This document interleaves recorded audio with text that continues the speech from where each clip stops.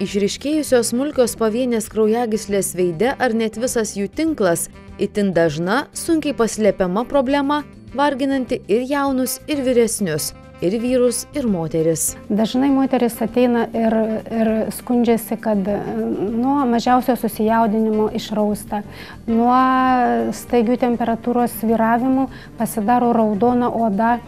Ir tai tęsiasi ir pusvalandį, ir valandą, jinai nepatogiai jaučiasi, vėlgi yra tokia estetinė problema.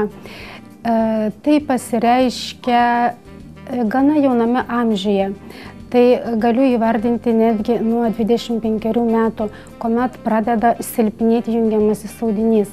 Jungiamasis audinys gali silpnėti dėl įvairių priežasčių. Pirmiausia, tai dėl ultravioletinių spindulių. Gali silpnėti dėl to, kad yra įgimta. Mes gyvenam tokioj klimato juostoj, kad staigių temperatūros svyravimų kaip ir neįmanoma išvengti. Tarkim, lauke -20, patalpoj +20, mes tiesiog turime eiti, turime skubėti ir mums nėra kada ten pastovėti keletą minučių, kol mūsų veido oda pripras prie aplinkos temperatūros. Jaunos merginos, tarkim, ateina ir skundžiasi, kad yra kažkoks tai kapiliarų rezginys, kurį užmaskuoti išties yra labai sunku. Gali tas kapiliarų rezginys pasireikšti bet kurioje veido vietoje. Kokia priežastis? Pirmiausia priežastis yra ta, kad paauglystėje tikriausiai spaudinėjo veidą. Tai yra spaudė inkštirus ir ko pasėkoje išspaudė kapiliarus. Kapiliarai tai yra plonytės mažos kraujagyslės, matomos odos paviršiuje. Iš tiesų, kapiliarų vieta arba tų mažų kraujagyslių vieta yra po epidermiu, bet kada plonėja tas epidermis ir kapiliarai pasidaro platesni, jie persišviečia. Kosmetologė Remigija Sušinskienė pabrėžia, kad tai pakankamai sunkiai valdoma problema, tačiau išsprendžiama. Plonytė maža elektrinė adata yra suvirinami kapiliarai. Tai yra sulydomos tos gyslutės. Po procedūros kitą dieną ir dar savaitę matysis šašeliai. Jie nukris po 5-7 dienų.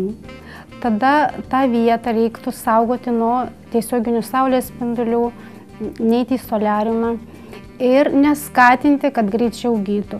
Tai yra kapiliaras turi arba gyslutė turi pati savaime suirti. Moteris puikiausiai gali išlaikyti tolygią veido spalvą ir taip, tokiu paprastu, nebrangiu būdu panaikinti įsiplėtusias gyslutes. Procedūra atliekama ir vyrams, ir moterims po traumų. Būna, kad sutraumuota vieta buvo nubrozdinta, buvo žmogus užsigavęs ir ten lieka kapiliarai. Kapiliarų naikinimas yra atliekamas iki aktyvios saulės, tai yra iki gegužės mėnesio. Vasaros metu šitą procedūrą neatliekame dėl to, kad neatsirastų pigmentinės dėmės arba rūdmės. Kada yra bendras paraudimas veide, yra rekomenduojama daryti procedūras stiprinančias jungiamąjį audinį. Tai būtų procedūra, kuri kauptų drėgmę epidermiją ir pačioje dermoje, ko pasėkoje sustiprėtų jungiamasis audinys, sustiprėtų elastino skaidulos. Elastinės skaidulos apgaups kapiliarą ir jisai liktai kaip ir nepersišvies per epidermį ir liktai sumažės tas raudonis veide. Kaip minėjo kosmetologė, padėti raustančiai kapiliarų išvagotai odai šiais laikais tikrai įmanoma. Svarbu nelaukti, kol problema įsisenės ir nepamiršti profilaktinių priemonių, kurios nieko nekainuoja. Įsiplėtę kapiliarai veide specialistų vadinami kuperozė. Tai vengti tos kuperozės padėtų ir kai kurios priemonės.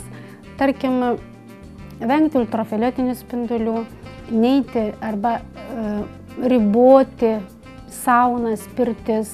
Bendram organizmui pirtis ir sauna yra teigiamai veikia, tačiau veido odai nėra gerai.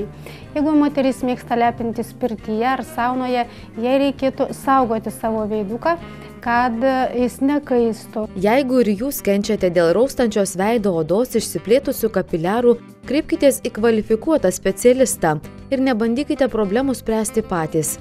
Nes, kaip tvirtina kosmetologė Remigija Sušinskienė, klientų eksperimentai su savo veido oda dažnai baigėsi dar rimtesnėmis, sunkiau įveikiamomis problemomis.